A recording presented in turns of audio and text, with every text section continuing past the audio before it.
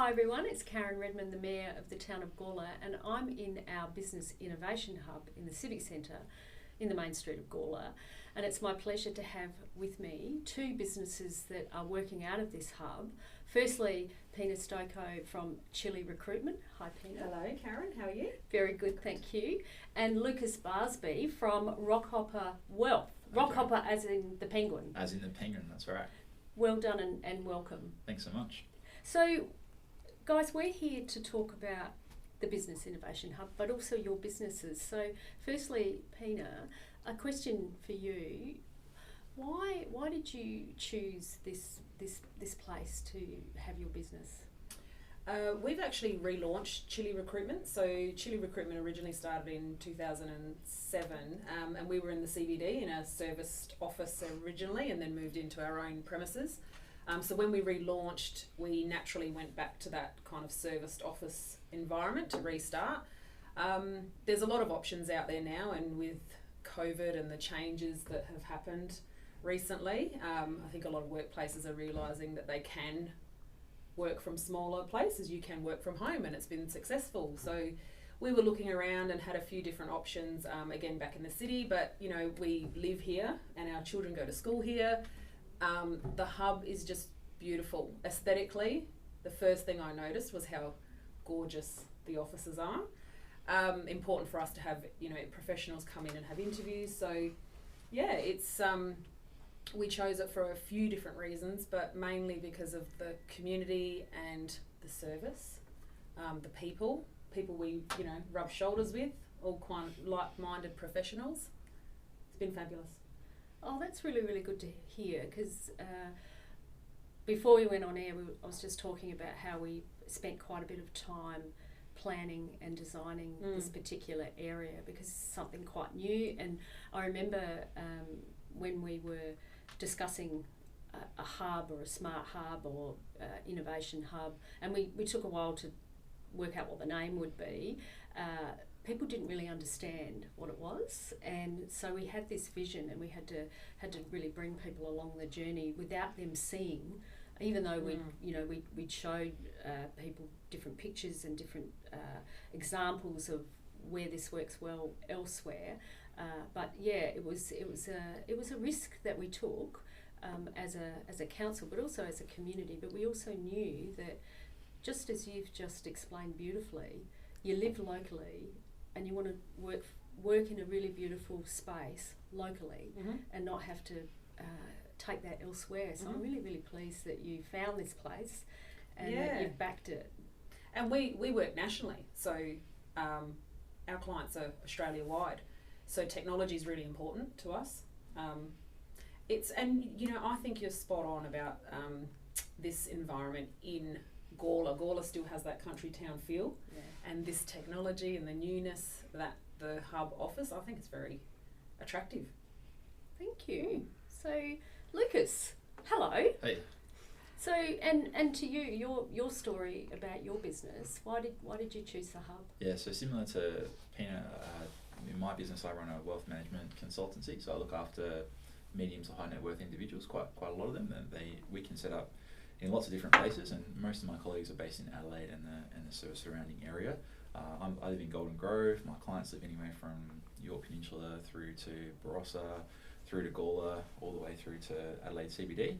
And so we could sort of set up in any of those places, but I worked in Gawler for a major financial institution for quite a long time, and I knew a lot about the town. Grew up not far from here, so I thought it's not a bad place to come.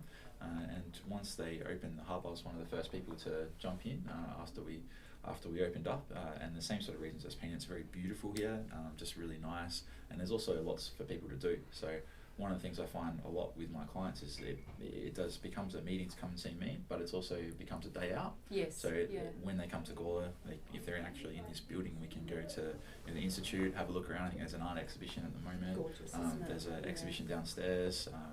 We have the library here, and they actually get to discover a bit of places and also spend a bit of money in the town as well. But they're always happy to come and see me, which is really nice.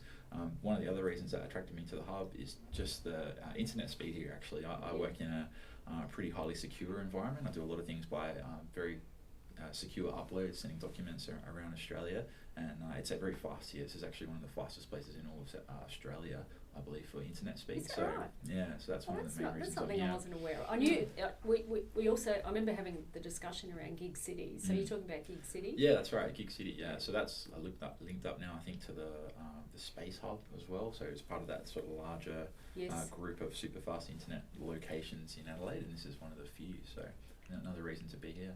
Oh, look, and this is part of this investment that local government can do. So we don't want to get in your way. We want to provide the infrastructure and the space and have it appropriately set up so that it does attract businesses such as yours. But also, as you beautifully explained, people come in, they not only see you and sort their business out, but they actually engage in the main street and just what we have to offer here. And it's really, really interesting that since COVID, I think people are starting to realise that you don't have to travel long distances. If we set up Gig City, if we set up really fast internet, it attracts fantastic businesses like yourselves, but it also creates a vibrancy in our community, and then there's a renewed understanding or love of your local community. And I'm a real believer in, if we don't invest in our local communities, they go away, and or they die. So we all have a responsibility to invest in our local communities, because it's not all about Sydney and Melbourne. And in fact, I've been to both those cities, and I much prefer it here. So we've got directors who were blessed by COVID. COVID has blessed a lot of businesses, because I think there were a lot of managing directors and company owners who were comfortable, I suppose, in the space that they were working in and the overheads that they had. And what COVID did was it shut everything down into isolation. So the directors now are changing the format of their entire business and looking at, hey, we don't need these resources. We don't need to be paying these huge leases and resources, because we can do this on a smaller scale if we use our technology. So it's pushed a lot of company owners into that technology space. So hence why, again, this offers the beauty of those two worlds combined for us as owners, but also tapping into the world. So from little Gawler. I know. Gawler, I know. Australia. And that's right. I know. And this is a bit of a trailblazing project. It's now full. The hub's now full, which is a success of the model that we have here in Gawler. But I'd like to see more of these hubs. I'd like to see more people working in their local communities using ultra-fast internet, but also the way different businesses work together. So tell me a little bit about that. You touched on it before, how you like the like-minded business and learning, or I guess networking with each other. Yeah, what we find for the businesses that operate here is quite a diverse variety of them. We have a lot of consulting experts like myself. There's also some planning consultants, some accountants, some business coaches, and then we have some larger businesses, which is Pina's business, and also another one called Tandem Energy, which is a large sort of energy efficiency, really cutting edge sort of stuff about improving people's business and their energy use. So you come across people that you wouldn't normally run into, especially me in finance. We tend to just hang out with other finance people all the time. But what we find is it's not actually just the businesses that are here, it's also the people that they bring in as well. So often we'll find that I'm talking to one of the planning consultants that say, hey Lucas, do you know anyone that does this? Is there anyone that you actually trust and recommend? And rather than looking at just someone through Google, they're actually saying, yeah, this guy knows what he's talking about, he's a good operator. I wonder who they deal with, and it allows us to develop the connections. And a lot of those times, those people are local to the area. So I found that a lot of my clients have joined up with other Gawler businesses, like accountants and lawyers especially, from coming in to deal with us here. So that's the way we interact a little bit in a formal way. And then obviously there's lots of informal shenanigans and fun, and it just really gives you that fun of coming to work. Even though you're not necessarily directly working with the people, they become your workmates and colleagues, and we try and have a bit of fun with each other as best we can. Yeah, and my staff, because I'm not always in the office physically, and my staff, there's a day where there's just one of them here, but she's not alone. She's still, it's almost an extension of our business, that I don't have to be here physically working alongside her. She's still part of a team. Yeah. We bounce off of each other quite a lot. You know, there's good advice. And for a customer coming in here, like one of Lucas's customers or an energy, you know, customer, they've got access to these networks. You know, and we've had it happen before where someone has come in as a professional and their daughter happened to be looking for work in marketing.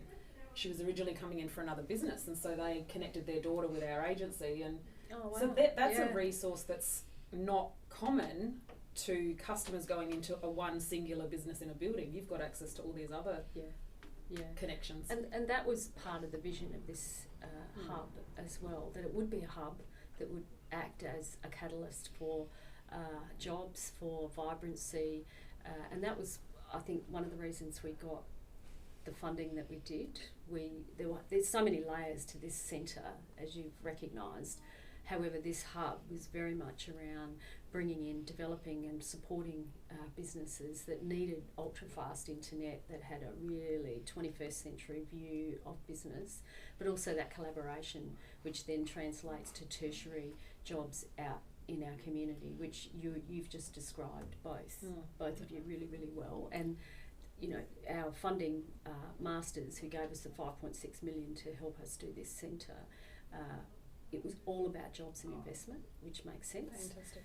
Nothing's really changed. It's all about jobs and investment, and so this only opened in 2019. That's and right. You know, it's only 2021. We've had COVID in the middle of that, and it's been a huge success. And I'm really excited to see what else we can do with this centre, and how we sort of collaborate going forward. We've got an incredible youth hub that's doing amazing things, and one of the initial discussions with this vision of this centre was how different business units would work, would collaborate. So I'm actually quite excited for the future for the hub. Yeah.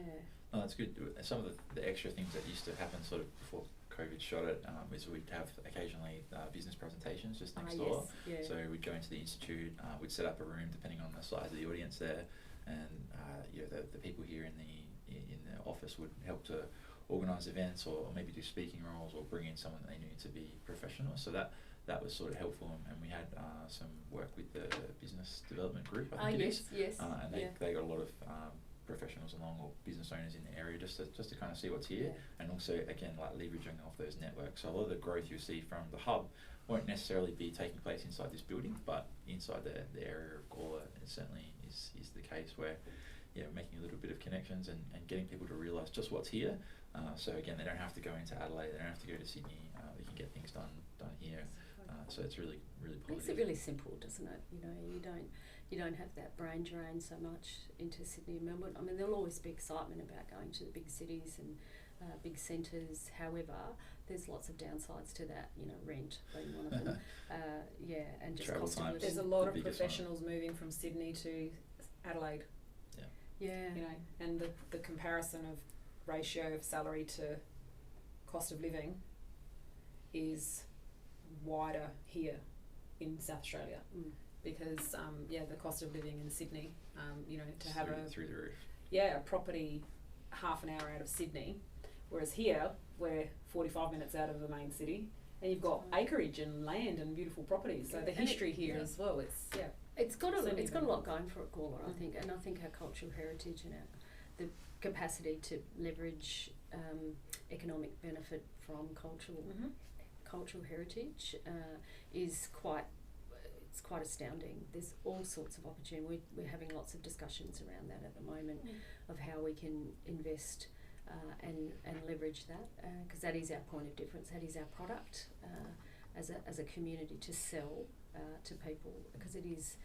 Gawler's probably got, in my humble view, and I'm biased, but we have the best stock of 19th century architecture probably in the nation in its entirety. There's so much of it here, and there's lots more people coming in wanting to cherish that and look after that, so that will actually hold us in good stead as we go forward, because like you found, you come into a beautiful building. It never used to be a beautiful building. It was really quite downtrodden and hadn't been invested in, and we invested in it and now we've got this amazing building that just shines, and it's a real it's a real draw card. Well, I think there was pull for me, and you know, I think it's down in the soul because my grandparents and my husband's grandparents were all raised out here, and the old Williston petrol station, my husband's grandfather started out there, and there's photos of him around the town. So for me to choose between the Adelaide CBD and office there and this, aside from all the other benefits, there was that extra bit of soul that came with my history. And yeah, and the fact that you guys are holding on to that is a really big deal, I think so. And for future generations as well, you know, my kids and my grandkids, I hope that there is that element still there, the same as it is for us with our grandparents. Oh, it's brilliant. Can't hide in this town because they hear your surname and Stojko. Yes, that's a very well loved name. Good. But it's not just us that have a connection to the building. Like I find there's two types of people that come to see us. There's the ones that are really just discovering Gawler for the first time. They really don't know what's here. They're quite amazed by what they see. Once they get here, often they're a little bit negative when they first want to come out, but then when they come, they want to just keep coming back. Yeah. The second type of people is those people like what Pina's talked about herself, that have a connection to the place, that, you know, they went to a dance inside the institute, you know, 30, 40 years ago. I get those stories. People go, oh, I know this place. And I just tell them, I'll just come in, we're just above the library, and then they know exactly what's here, and they look forward to coming. So it's a side benefit. Wasn't top of my agenda when I first came to join the hub, but it's something that I noticed is that people do have a nice affinity to the building and the area. So that's really great. I think it is. We've had this, as I said, that I go on and on about history a bit, but it is important. Gawler's the oldest country town outside of Adelaide in South Australia. So most people have a connection. They have usually a good memory, but it's also developing those new memories for people so that they perhaps cut through that stereotype of the northern suburbs type thing that I think holds us back in South Australia. But I think what we're doing here is just crashing through that stereotype and saying, you know what, this is a really nice place, and it's South Australia. You know, we're so lucky here, and we need more people to come and more hubs. So look, thank you guys for coming along today and telling us your stories and your experiences, and I'm really excited about your success in your businesses, and I'm really also excited that you're here. So thank you. Thanks so much. And have a great day, everyone.